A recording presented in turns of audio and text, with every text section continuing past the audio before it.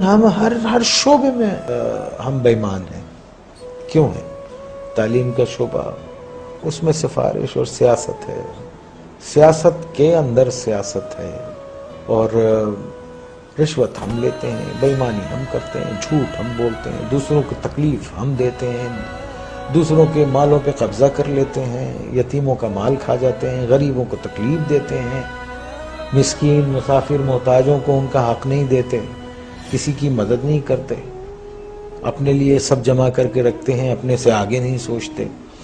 تو آپ یہ دیکھیے ایسے معاشرے جو ہیں وہ اگر آپ اتنے برے ہو رہے ہیں جس طرح سے نظر آ رہا ہے آپ کو، تو اگر آپ قرآن شریف پڑھیں تو اس میں جو قومیں اللہ تعالیٰ کی احکامات کو نہیں مانتی اور جو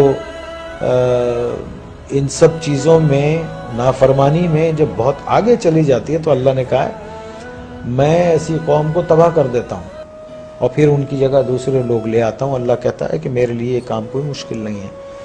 تو جو لکھ پتی ہے وہ کروڑ پتی ہونا چاہتا ہے، جو کروڑ پتی ہے وہ اربوں پتی ہونا چاہتا ہے، جو اربوں پتی ہے وہ اس سے زیادہ پیسے والا ہونا. ایک آدمی جس کی تنخواہ 12,000 روپے مہینہ ہے، اس کے گھر کے اخراجات 80,000 روپے کے ہیں.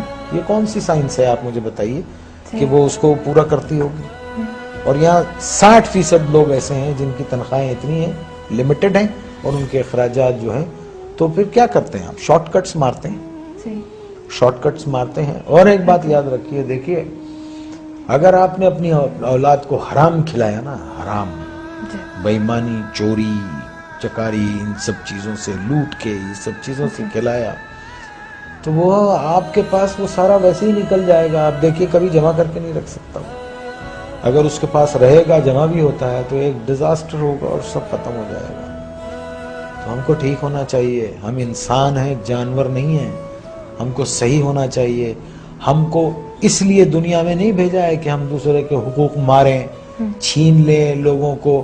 1200 روپے 800 روپے کے ایک موبائل کے لیے ایک جان لے لیتے ہیں ہم. کبھی وہ تنہائی میں بیٹھ کے وہ سوچتے نہیں ہوں گے کہ ایک انسان کی زندگی جب وہ پیدا ہوتا ہے تو وہ گوشت کا لوتھڑا ہوتا ہے، پھر وہ انسانی فارم میں آتا ہے، پھر وہ دنیا میں آتا ہے بے سہارا، بے بس. ماں اس کو 9 مہینے پیٹ میں رکھتی ہے، پالتی ہے، پھر وہ گرم سرد کا مقابلہ کرتا ہے اور بڑا ہوتا ہے، چوٹیں لگتی ہیں، دھوپ ہے، بارش ہے، اور پھر ایک آدمی اس کو ایک 500 روپے کے موبائل کے لیے اتنی تک و دو سے پلنے والے بچے کو گولی مار کے چلا جاتا ہے.